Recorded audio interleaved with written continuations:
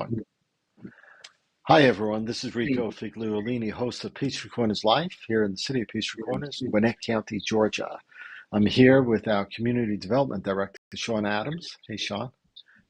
Thanks for How are you, man? joining us. Good, good.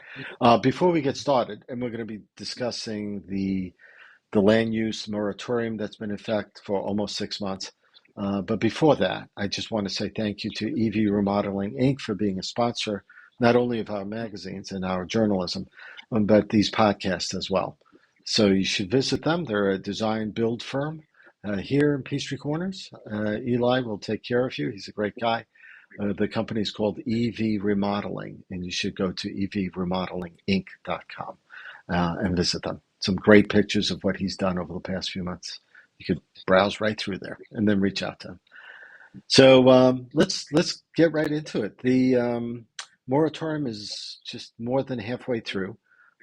It's going to end November 3rd, and this is a moratorium on residential new application rezonings in a specific area in the central business district. So at some point, there were so many things coming in and so many applications coming in, so many people taking somewhat advantage of wanting to do what they want to do, that the city decided to stop and put a moratorium on new applications to say, whoa, I think we need to look at this, change a few things, maybe have some public hearings, focus groups, and come back and add to that land use plan, which is, I think, a great thing you all have done. That's going to end November 3rd, and there's a public hearing that's going to be coming up for public comment, I think Thursday, October 3rd, between 6 and 8 p.m. at City Hall.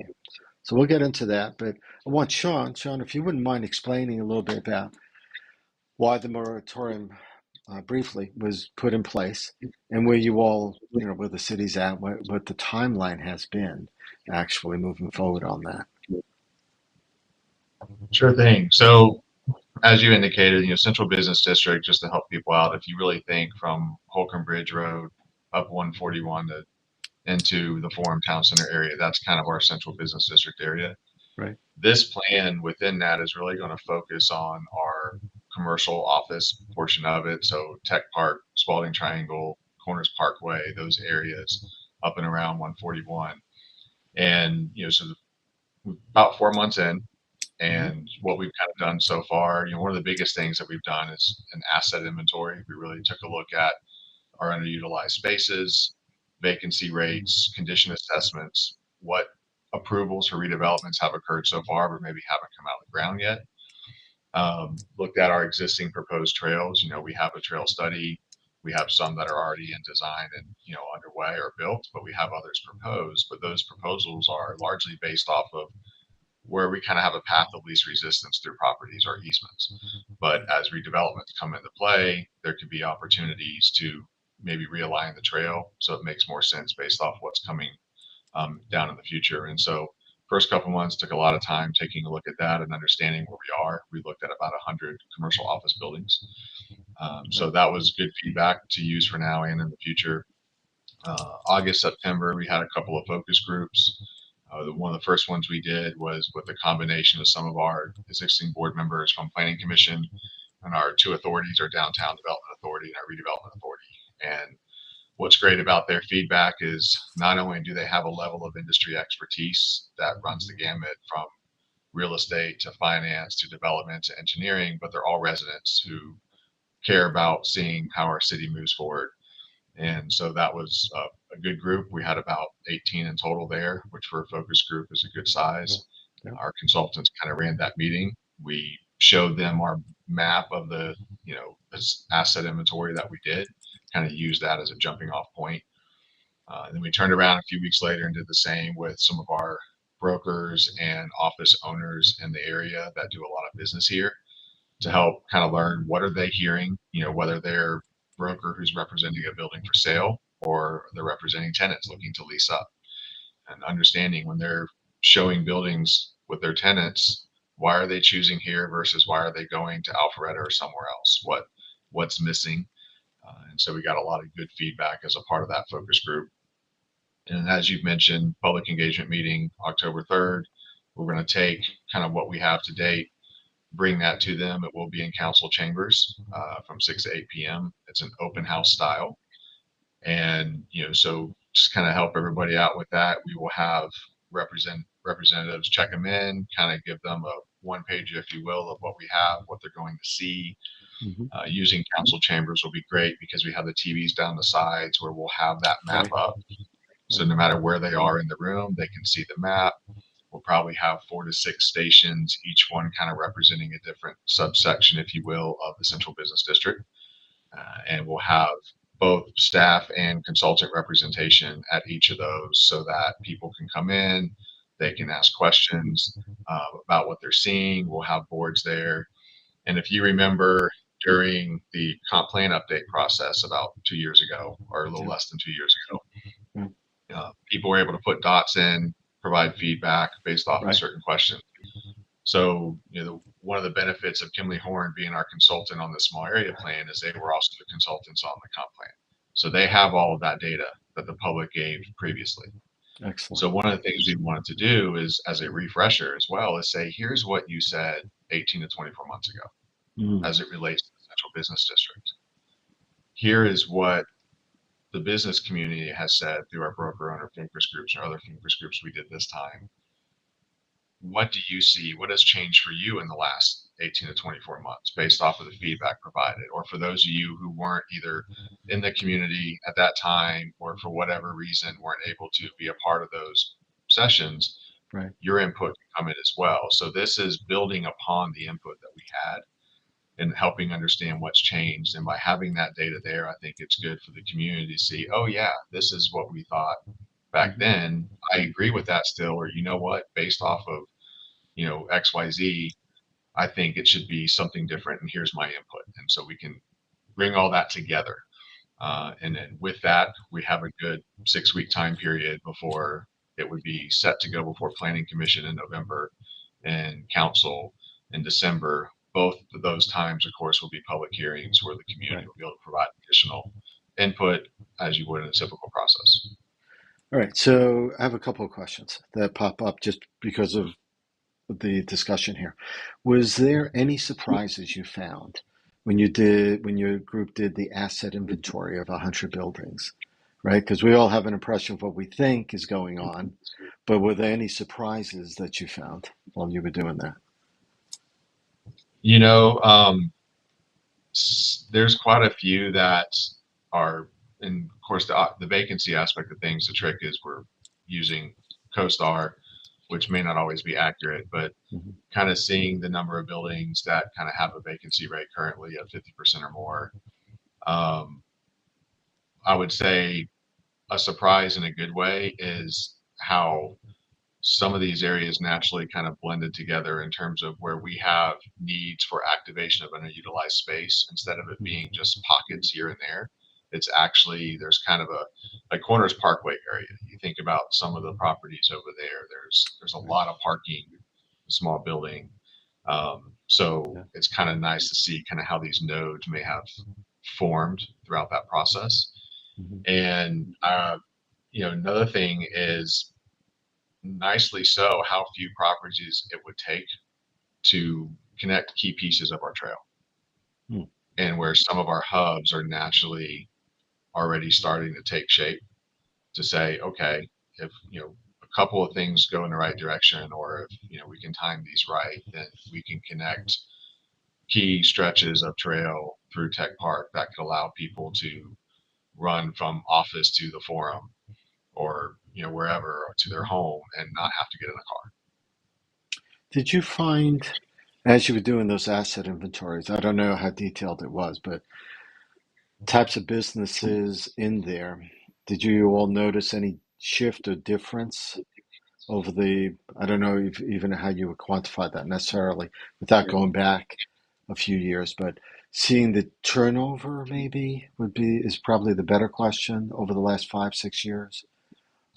Changes in the type of business in that inventory. So, I mean, one of the things we are seeing, and matter of fact, I mean, it would jump ahead, but we had a recent rezoning, resolving a split zoning, and probably seen a couple of text amendments for uses like fitness studio come in. Hmm. But what we are seeing is flex office is stronger than a lot of Hmm. your traditional office right now. So you have a lot of smaller businesses who need a they don't need a whole lot of admin office space, a couple thousand square feet, Right. but they might need a space to house excess inventory or supplies for because they're a service oriented business that provides their service off site, mechanical contractors, commercial janitor services, things like that. Hmm. And, Okay. an office institutional zoning doesn't do well with that, but we're seeing flex office spaces like a lot of our one-story buildings are, where they have that kind of mix of office and warehousing. That's coming in more. It's coming in stronger. And Okay. so making sure that our code aligns with that is something. And we've also heard that from the brokers and owners of these are some of the uses that are coming So going to the brokers and owners, then, or maybe just the brokers for the time being, um, or a mix of both. What are you hearing from them that we lack? Let's start there first. From, let's say, Alpharetta, Roswell. Alpharetta is like one of the biggest tech hubs north of Atlanta. Probably 700 companies, if that's still a good number. There are startups and tech companies. Obviously that's a competitive space, right? A competition or rival for us, if you will. So have you, what are we lacking? Have you heard anything specific? in. Some of what I've heard, I mean, I think you might have seen too in papers of race to quality. You've heard that a little bit. Mm. And so with a lot of our office stock, it was built in the 80s. And those that have kind of redeveloped over time or reinvested into the office over time, they're positioned even better. But having more of that activation and amenitizing of the surrounding office. So as we talked earlier about green space, trail connectivity, um, having some retail or supporting service space, so like us maybe a small fitness studio or something like that where they can work out during lunch and not have to go up to town center or somewhere else, but having something kind of central to Tech Park that they can easily get to, or if they want to walk the trail to get to it on lunch Mm-hmm. just to clear their head for an hour. Having that is something that, you know, we're hearing we could use and put us in better competition. But the other part of it is to some of the buildings and, seeing them one part of what we did is we assessed the property by looking at the parking, the signs, the landscaping, and the building, Mm-hmm. because we can understand how, based off of how each owner is investing in that building, are they in ramp up mode of trying to pull tenants in, or are they in maintenance mode? And being able to understand where that building is in its real estate life cycle, or that property is, can kind of help us better plan for how can we preserve it and enhance it and stabilize it for the long term. So are you seeing, I'm thinking intuitive robotics, right? They're moving along, their construction's being done. I think the parking deck is, I don't know if it's complete, but everything's moving along there, for example. Modern, new looking. Um, some of the buildings are moving to renovate, right? At the outside of it, new monument signs also I've noticed as I drive through Tech Park and some of the other areas. But so is that something that um, you're seeing too, like an outward visible change to the buildings? Um, because driving to work, a lot of people are working remote. Some people, a bunch of people are working. It's hybrid also, and you want to enjoy where you're working. And some of these old buildings are really old buildings, like you said, 80s and 70s. Um, you feel like you're going back in time almost in some of these buildings. But are you seeing a reinvestment, a larger reinvestment than you all thought coming in? Because that's difficult. If they're not rezoning or filing an SUP or something, they have to file a permit to do certain things. But are you seeing things more than you thought? We're seeing some in various places. Again, I think the flex office building stock is doing it more and more. Okay. So those office buildings that are one story, roll up doors in the back, they're going well. They're leasing up. Some of the mid-rise office, where it's really honestly a mix. We've had a couple of corporate locations come in recently, which has been good and has taken up some space in those areas, and that's helpful. I would say it's largely stagnant, but part of that right now was what the cost is to bring a building up. If Sure. they're having to get some of what we've heard from brokers is, hey, if we've got to get a building and spend 100 plus a foot on it to get it to 200 a foot, then it's hard to get the rents to justify that cost. And that's kind of what puts it in maintenance mode. And so part of what we asked was, okay, how can we amenitize around you, bring something in to make it easier to invest into that property so that you can justify the rents? Because if you have the amenities, then you can Right. probably get the rents as well. And so that's part of what we're hoping to identify out of this plan is where we can, make some of those adjustments. I'm also hoping that rate cuts make it easier for them to want to Right. invest. Right. So I feel like every other week we hear companies are bringing people back to the office. Remote work is here to stay, and I think until that pendulum kind of settles down in the middle, it's gonna be a state of flux. Okay. The yeah, the rates. I mean, half point drop. Who knows if next year will be another half point drop next quarter or the quarter after. But yeah, and I think the market. I mean, from what I say anyway, from what I'm hearing, right, the market has accepted it already. I think they've already worked it in. But who's an economist? The economists don't even know sometimes what's going on. It's like the stock market. People say, well, it dropped 500 points. Why did it? It's like no particular reason. People are covering shorts, maybe. It's just like, or whatever. Um, the the new uses. I know that you were talking about like um, fitness places and stuff.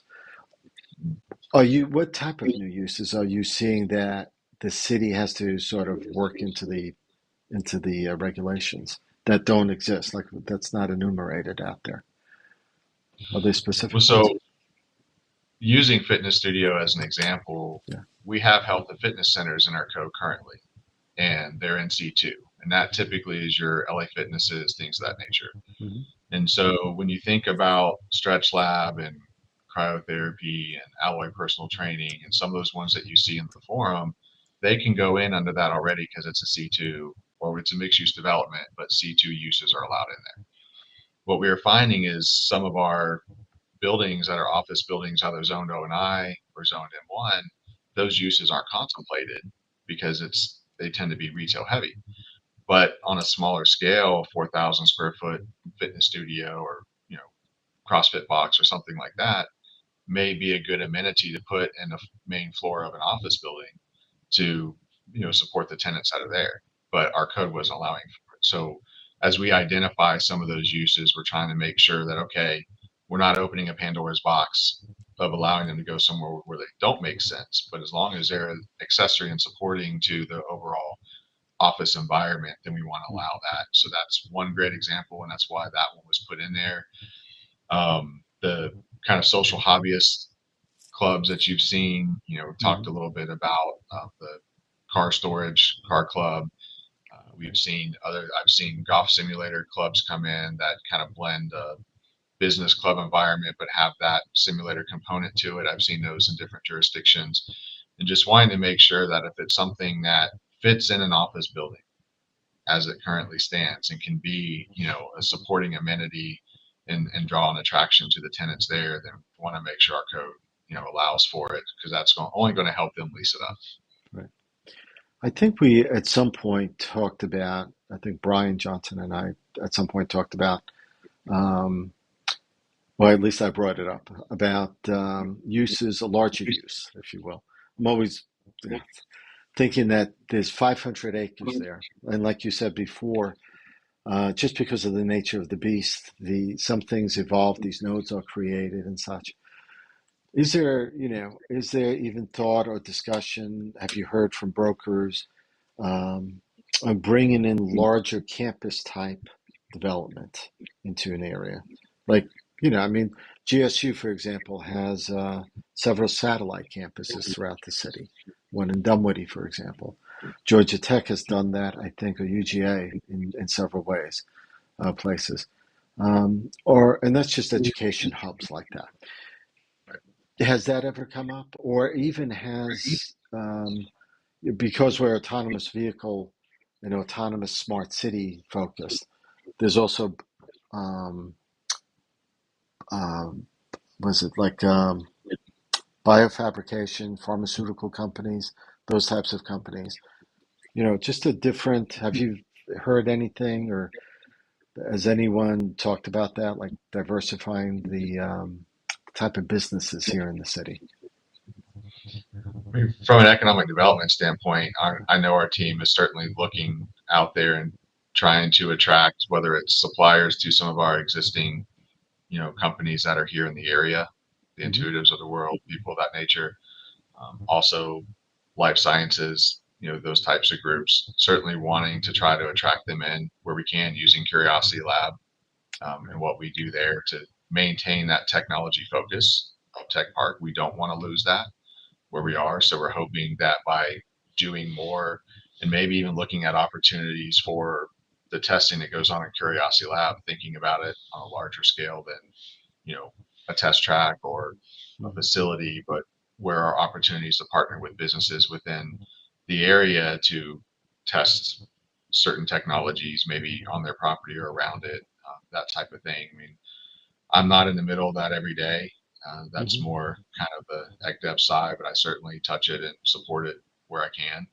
Okay. I haven't had people kicking tires on it recently from that standpoint, but I think certainly I know Georgia Tech teaches some classes up here already. Yes. Any opportunity to Okay. you know bring institutional in that supports the businesses around or kind of supplier or accessory users to some of our larger corporations that are here. That's definitely a focus of our economic development team. Okay. Does, moving away from that a little bit, did the moratorium include doing, changing some regulations with regard to actual development, you know, um, like the actual building of buildings or the actual renovation of buildings, where we have an opportunity if someone comes in for a special use permit or for a redevelopment to say, okay, I think we've learned something over the last 2 years. Maybe we want more, if there's going to be residential component to something, we want to make sure that, I don't know, it's LED certified or it's individually wired units. I know that's part of some of the zoning, but is any of that being revisited? Certainly, I mean, one of the things that, I mean, the small area plan itself is going to be focused on kind of the nodes and maybe what goes there, Right. generally speaking. But what I've talked with the consultants about is as we identify gaps in our code to be able to achieve what we're trying to through the plan, recommendations for text amendments in that regard is important as well. And that goes to the regulation just from the building side. I mean, one of the things, I kind of intentionally did with a couple of the development proposals that came through recently was get a little more specific on the elevations and especially elevations that touch or have visibility to public right of way Okay. to ensure that we can as closely as we can get it to come out of the ground as it looks on paper. We want to Mhm. be able to do that because if you're selling a vision, we want that vision to be reality and Right. not, an alternate, universe of it kind of thing. So um, I've done that by virtue of conditions where I can Right. to the because when you put it in code, right, you might find yourself in an unintended consequence of not having the flexibility where you may want it. Sure. But we are intentional about that. I will say we'll probably see a couple of new zoning districts come out of this Yeah. um, to kind of help bring us up to what the market is really looking for. For example, we have one mixed use development in our code right now, and Mhm. it's three uses, it's 32 plus units an acre. The way the uses are identified is office, residential, and retail. We've kind of interpreted public uses such as a trail as a use in previous districts and that may make sense for a kind of downtown core Mhm. where you need a ton of residential to support the retail because it's a retail heavy center like town center in the forum Right. but it may not make sense in tech park where where you're activating unutilized space. So looking at more of maybe say a commercial mixed use where it stays commercial heavy, you're preserving the office. The redevelopment of any retail and or residential that exists is more supporting, it's Mm. accessory or and supporting to the commercial property, creating an opportunity for that where it might make sense. And then also, we don't have a code that allows for a mix of housing types under one subdivision, if you will, or Okay. development. So, Right. for instance, Gwinnett County has a traditional neighborhood development zoning district where you can have a mix of townhomes to 3 different lot size single family detached homes under one development. And part of what we're seeing now, we're clamoring for built for equity product. We're a redevelopment city. We don't have big swaths of green space to be able to develop estate size subdivisions on anymore.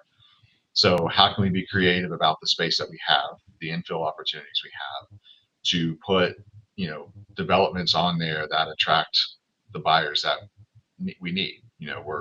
We need housing for seniors. We've heard them say, look, I want empty nester style housing, but I still want to own it. Okay, so we want Right. to find that product type for you. Um, I've heard a phrase first stroller generation recently. So you got young professionals, but then as they get married and they have that first baby and they're pushing that first stroller, Mhm. their thoughts on what their home life is going to be is different than the young professional. Maybe is still single or married without kids. Right. And so how do we create those opportunities for them at an attainable price point? And you have certain fixed costs in construction that you can't control. And so one way you can control it is being creative about setbacks, lot sizes, density, and things of that nature. Mhm. And so looking for opportunities to allow for that. So we don't have just a bunch of townhomes either coming in, but how can we mix product types into smaller infill developments, getting the density that somebody may need to justify the product or the project while providing a product that the market's actually looking for. And so I Was think that's something. was the obviously that makes sense to me. There's different needs, right? Different age groups have different needs, like you said.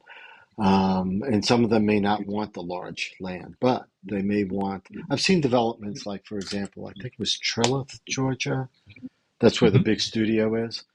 Right. And some other places similar to that, where you do have some mix of housing where it's townhomes, it's sort of single family, also on really small plot of land, but big enough for for a family, but it's still separate, right? Separate pieces. But some people might say it's on postage size land, but they have a backyard and they might have even 4 bedrooms in that house. Oh, 5 even, with a nice deck, let's say. I know it was in Canada, it was the same way. It was this development where it was mixed use. And I walked into this house and it seemed small in the front. It was a 1 car garage, a 2 car garage with a side entrance, but it was a 5 bedroom house, 3 stories, beautiful deck on the back, small, and then a nice, really nice backyard. Also small, but nicely done, craftsman style and stuff. Now, I don't know what that would cost here in the States, but over there it wasn't too bad. Um, but you need land to do that on, right? A mix of land that makes sense. Um, and maybe it's not maybe like it's townhouses, but there's, like you said, activation space. Maybe within that development, pocket park or whatever. I mean, are you thinking along those? I mean, Medlock Bridge Road, for example, is full of houses on one side that are these big lot houses. At Right. some point, those may change. I mean, those are, I don't know if they're 1 acre or 2 acre lots. Um, I mean, they may, over the next 10, 20 years, change and become something else. High density. Are you looking at that? Is that some of the, because that's within the central business district map, I think, isn't it? It kind of cuts. So actually, after the Hexagon building going down Medlock, it's Hmm. I think in the 2045 update, some of that has been dubbed village residential to create Okay. that transitional density coming off of town center and going towards Spalding, South Oak Peachtree, Right. because you have a mix of towns and smaller lot single family subdivisions there now. And so acknowledging the fact that those 1.5, 2 acre older homes may at some point in time be sought for redevelopment, how do we want Hmm. that to look? and how can it assimilate, bring those two character areas and planning nodes together in a logical flow. And so that has been contemplated there. But I've also seen some of these developments occur on 12 to 18 acre sites. Mm. So you don't need 40 acres, 30 acres to do it. And so being able to create that opportunity in reality, I hate to say high density in that regard because people assume, you know, multifamily or something, like that. In most cases, those developments can do it at 10 units an acre or less, which is really more of a townhome density, Hmm. but you're not just looking at a bunch of townhomes. And so to me, there's as much of an architectural benefit and design benefit to that because you're seeing differing product types, Hmm. as there is to some people don't want their wall to be shared with another family. So even if it's a Right. 5 foot setback, side setback, that alone, it's effectively a townhome, but that alone to them feels different. For sure. Yeah, yeah. I agree. I've seen that. Um, Anything else that's with the moratorium that we should bring up or discuss? Otherwise, I'd like to move on maybe to some other stuff that's going on as well. Sure. The only other thing that I would say that was probably the biggest a surprise for me was the request by especially the broker owners on where we can coordinate with the county, especially with fire and things of that nature. So most Mm. people don't realize that since we don't have fire inspection, fire marshal in house with the city, that still goes to the county as well as anything water sewer related. And so, they can work in parallel with permitting and things of that nature, Hmm. but we are actively working with our building side to create better coordination with Gwinnett anyway. But hearing that it's at a point where sometimes it impacts a tenant coming in because they have a tight timeline and when they need to be up and operational, Hmm. was something that I thought was great feedback. That's a process thing that we can work on, Yeah, and kind of maybe push Gwinnett on board. Really, is what it is pushing Gwinnett on board and seeing how we yeah, can help them turn around their inspections faster and keep things moving within the permitting side of the house. yeah. That is great for you. I never thought about that. You're right. I mean, it's just like that's outside the city's responsibility at this point, but cutting the red Mhm. tape would be good. So, Right. yeah. Any other surprising stuff that you found? Um, And the realm of surprising, not really. I think there's a lot of stuff that we've heard more, and just getting more of that kind of consensus within mm, that kind of helps understand the direction of where we want to go. But I think it's shaping out nicely. I think the community will.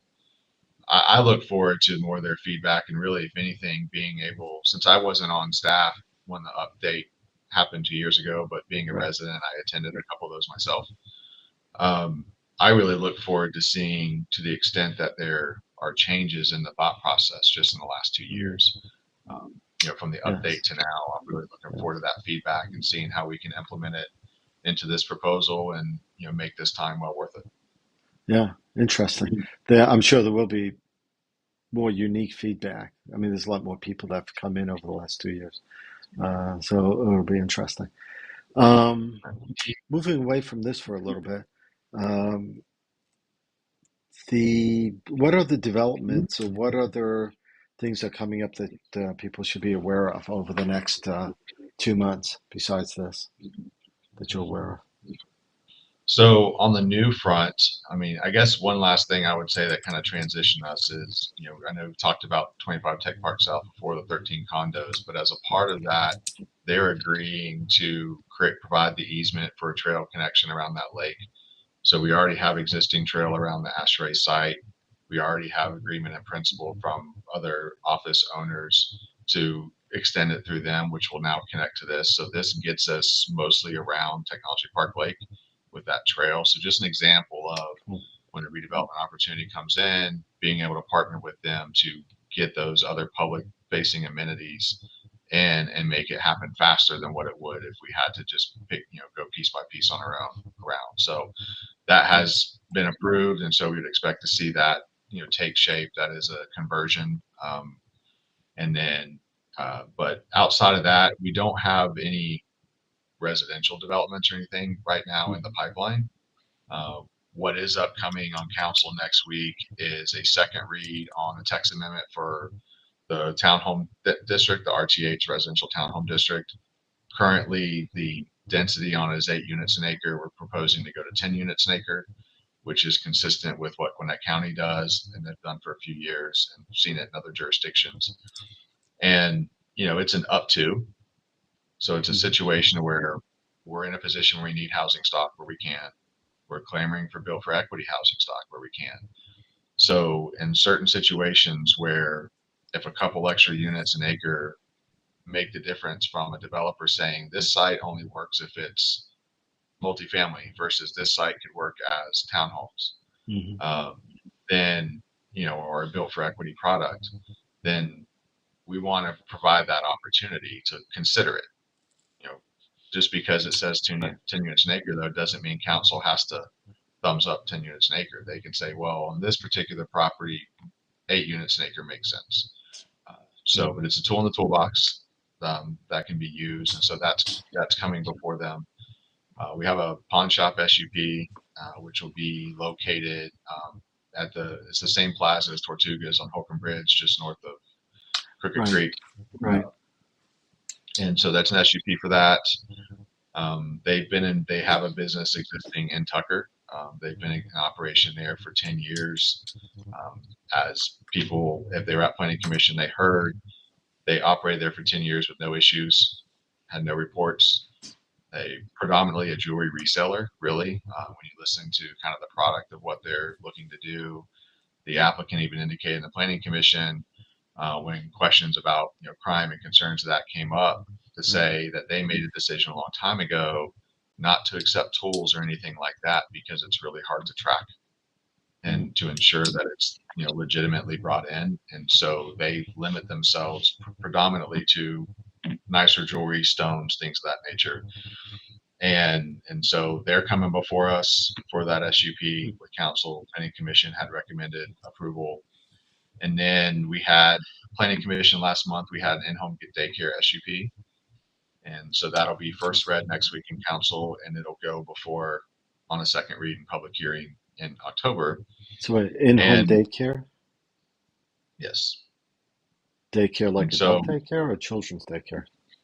it's a children's daycare, but they're capped at up to 6 kids. And Okay. so, and it's kind of, like have a quick PSA opportunity on this. Really, the SUP is an SUP for customary home occupation. So, Section 607 of our code is for customary home occupations, and most people don't realize this, but the way it's set up is any home-based business that provides a service on or adjacent to the premises or conducts a sale transaction on the premises has to have an SUP. And all Oh, of them are technically limited to trip counts of up to 6 per day. So okay. that's really what this is an SUP for. It's for customary home occupation. It's just that the occupation is an in-home daycare. So Okay. they're only So, planning to have 4 kids. okay. So similar if it was a hair salon, if you will.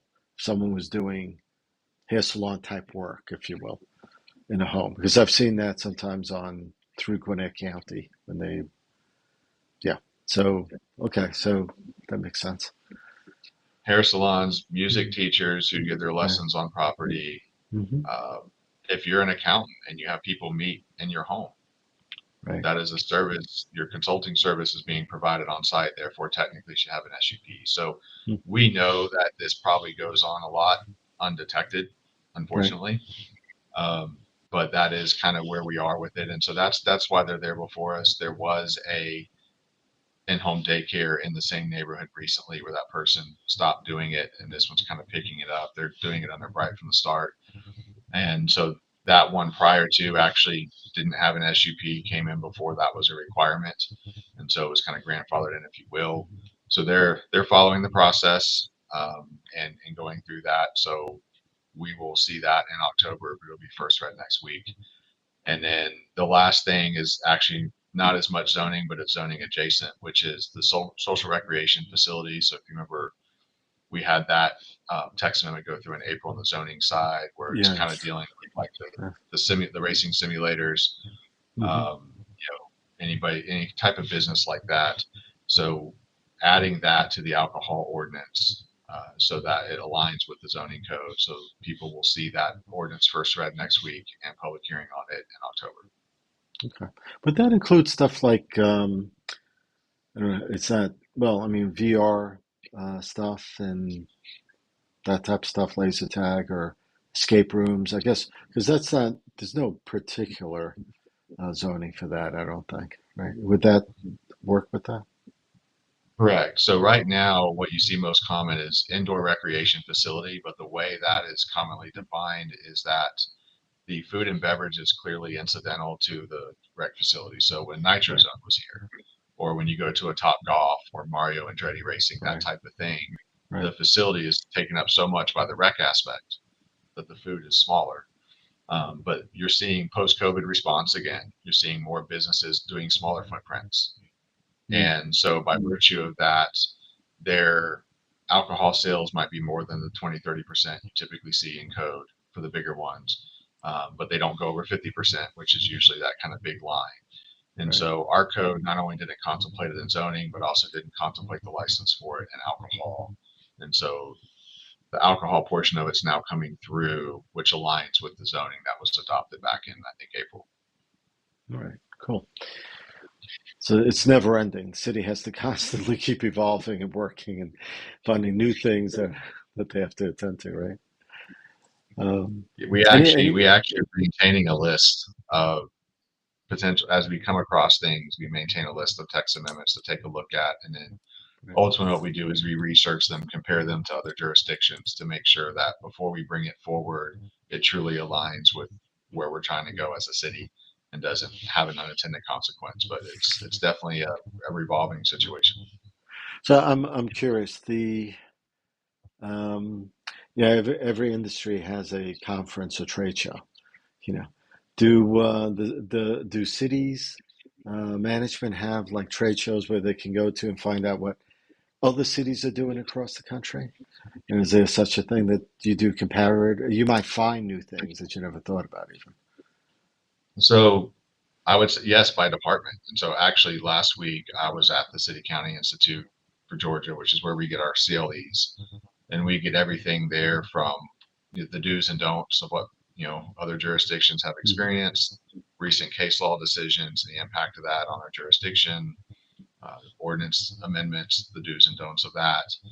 So we get it from that's the legal side of what I do as well. But we Right. have planners association, we have city county managers both at the state and federal level. So we certainly have opportunities. If anything, you almost have to be strategic about the ones you do attend Sure. because you can get to have too many. And so we really try to look at that to make sure that it's giving a good return on investment when we do go. For sure. I mean, there's a lot of cities around here, Johns Creek, Alpharetta, Roswell, that are doing a lot of different things also. They're all trying to figure out, like we are, right? Trying to figure out what's best for the city, for who we are and stuff. So interesting process. So let's not forget that October, then Thursday, October 3rd, 6 to 8 at City Hall is the public meeting about the changes to the land use plan for the Central Business District. If you have any questions, I'm sure Shaun Adams would love to handle some of those. So you can put comments as you watch this into the into Facebook or YouTube, wherever you're at, and I'll make sure that Shaun gets those. We'll have links in the show notes as well on the website to some of these meeting agendas that you all can look at. Anything else, Shaun, before we wrap up that you'd like to share? The only other thing that I would encourage everybody to do is go take a look at our website from the community development side. We've made some changes recently and happy to get those over to you so that you can share them. But we have now all of our current land uses are on the page, and pretty much anybody you can get to that page from anywhere, whether it's the agenda site on our main page with a button. So you can, when you go into current land use pages, you can see the application, you can see a site plan if one was needed, elevations if it's a redevelopment, you can see the staff report once it's posted. And then once it's adopted, it goes to an archived section on that same page where you can get a copy of the ordinance as executed as well. And we also on that page we have a kind of land use process wheel, if you will. Hmm. It's a pretty cool color wheel that's Yeah, interactive. right. Encourage people to go take a look at that so they can understand how a development gets through. And at the bottom of that page, we have a couple of different flow charts. So depending on how you like to take in information, I think we pretty well run the gamut on that for you. I think we have an article on livinginpeachtreecorners.com. So if you all visit that, you'll see that as well. And I'll have links to that. So it's a great site. I mean, way more, not that it wasn't transparent before, but way much more easier to find everything all in one place. So check that out. Shaun, hang in there with me for a second. I just want to say thank you to everyone for joining us. EV Remodeling Inc. is our sponsor of these podcasts and our publications. So go visit them, find out a little bit more about what they do in their remodeling services, renovation work here in the city of Peachtree Corners, or wherever you're living within the metro area. Their website is evremodeling.inc.com. And obviously, the city is peachtreecornersga.gov. So go visit them as well, and you can find way more information out there than you need. Probably it is a portal of information, so you could get Yes. lost in there and find stuff. But check out definitely from that homepage, you'll see the land use stuff. So check that out.